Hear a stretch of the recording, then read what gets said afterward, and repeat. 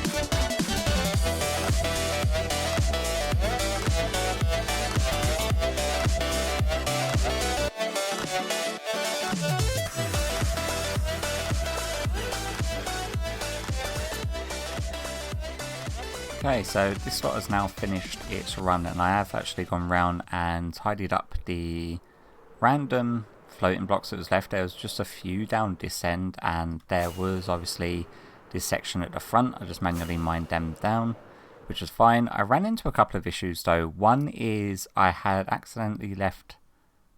Okay, that's weird. 1, 2... Yeah, see, this is what's really weird, is the TNT section of these two has just disappeared because I had flown too far away in that direction as these were coming into land, and rather than it just becoming out of sync, it's just straight up sort of deleted them. And I had the issue halfway through where the far one on this side had actually gone out of render distance as I was trying to clear up lava and water down on one of these layers here, and it had just straight up deleted like 3 of the slime blocks somehow. It wasn't a TNT explosion, because the TNT explosion would have done a lot more damage. TNT explosion may explain why 2 of them have just been deleted, the actual dupers, but I don't know how or why that has happened, because it had finished its run. So maybe when this one finally came in, the TNT being sort of unrendered exploded in a very weird pattern. But nevertheless, we don't actually need these ones here anymore, so I'm not overly too worried about as to why they've gone. I am going to have to build a few more on this section here in order to clear this. I may do that off camera because it's only going to be a short one, and it's probably only going to need about 3 dupers on that one. Yeah, around about 3 should more than cover that, and then I'll just go around and tidy up the stray blocks. But yeah, what we can do now is move on to another little project. Oh, the other issue I ran into, rather than one of them stopping, so I had to fix that halfway through, was the TNT. As you can see, if you're facing towards the water, you see all these random holes. This is where TNT, I thought the water curtain was going to be protecting it, but yeah, the TNT is obviously exploding just before it gets to the water curtain, and it is still affecting these blocks. So if TNT is like landing here before it goes into one of the water streams, it will actually take out chunks of these corner sections, which means after I'm done clearing the area, I will have to go back around and patch in all of them holes before getting rid of the water. But with the water there, it's really easy to actually replace them, and we've got more than enough resources on hand in order to replace them. It is just, I think it's magenta concrete. I'm fairly sure it's magenta concrete. But yeah, nevertheless, let's leave this area now that we've done enough chaotic damage, and we can find something else to do for the rest of today's episode. So yeah, I guess I'll catch you back in a bit. Ow, I didn't make it. Also need to top up my rocket box. This is like my last stack of rockets.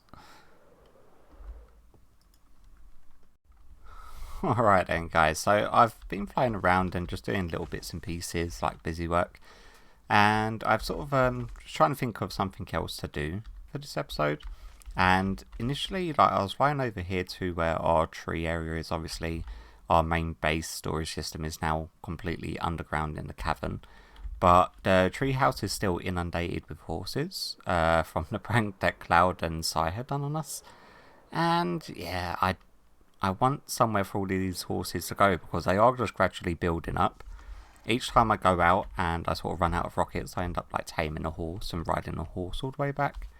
So they are gradually building up, and I would like to create a stables for them. But the design that I want to do for the stables uses hay bales as like part of the roofing, just for that more sort of farmyard feel. So I actually need a way of getting quite a lot of hay bales, and I don't think there's, not that I'm aware of, I don't think there's any automatic wheat farms on the server. I'm fairly sure there's like auto carrots or potato farms somewhere, but there is an area that I dug out initially for where I did put in a Neverwart farm, which is somewhere around near Sai's base. So if we sort of just hover, and that is the polar bear enclosure. Where are you? Over here.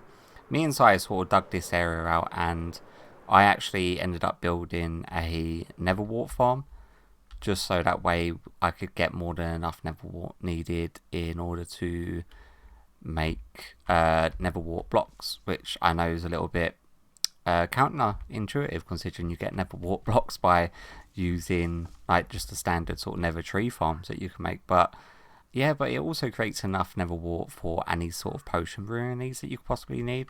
So I'm thinking of doing one of a similar size just next to it. We're going to have to obviously move the beacon over, and we can just do one for wheat. And on the edges, rather than the full blocks, so where the full blocks are here, we can have like stairs facing, actually we'll probably have this block one block down and have the stairs facing inwards and have them waterlogged, so that way it will be hydrating the soil. Is probably the only way I can think of doing it without the water flooding off, because we use a water system at the top here to wash everything down all the way down to the bottom. So if we come all the way down here, we've got a bunch of chests, and this is where the Neverwart will obviously end up. I did actually do a couple of harvests of this, and I've got like a stockpile of Neverwart set aside for any projects I may need. But yeah, what I'll do is, hopefully we've got the deep slate up here in order to do this. We've got normal deep slate, and we've got a whole ton of deep slate tiles. We've got some cobbled deep slate. Have we got any more cobbled deep slate here? Just stone, normal. It's where we've been using Silk Touch, ton of jungle wood. Right, cobbled deep slate isn't an issue. I've got like a bit of a stockpile of it back at the tree, well, underneath the tree house. We've got some, but that's nowhere going to be near enough. Yeah, I'm just going to go probably grab a shulker or two of cobbled deep slate in order to do the stairs, and we are also going to need some sea lanterns as well by the looks of it, as well as probably a shulker's worth of dirt and whatever wheat seeds we got on hand at the base. Oh look, we've got a bunch of goodies here as well. So yeah, let me grab the resources and then I can probably just jump into a quick time lapse of me trying to build this thing, because it's going to be very, very repetitive. So yeah, I guess I'll catch you back after it's all done.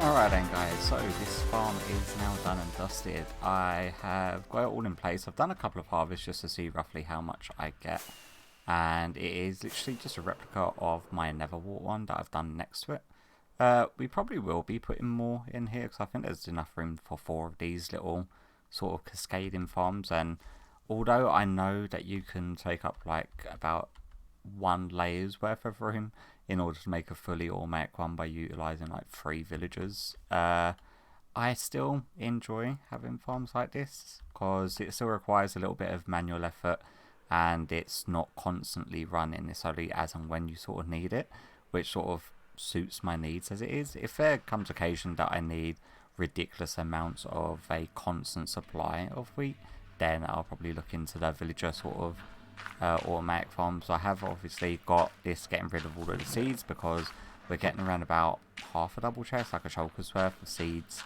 per every single harvest, and the first harvest I got just shy of 3 stacks of hay bales. Let's see what we get from the second one. I did notice that quite a few of the plants weren't fully matured when I done the second one, so how much I get from this I honestly have absolutely no idea. But let's just grab all the wheat we can and then just make some of them, and then grab this and do that. So yeah, so obviously because the second harvest, so quite a few of them weren't actually like fully matured, I got just like 2 and a bit stacks, which isn't too bad. I think like 5 stacks is more than covered the needs that I currently need it for the sort of roofing and detail work of a stables area or a farmyard area.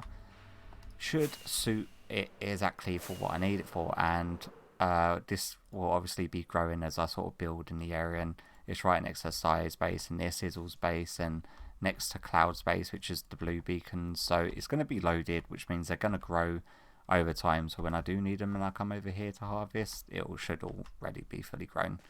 But yeah, nevertheless, I think that's going to probably wrap us up for today, because I know that including the clearing of the first set of chunks over the Witch Hut project plus building this, it's definitely going to be running us over the 20-minute mark, and there's quite a decent bit of progress for one episode, I'd say, and hopefully next episode we can get to actually building something more cosmetic and more pleasing to the eye.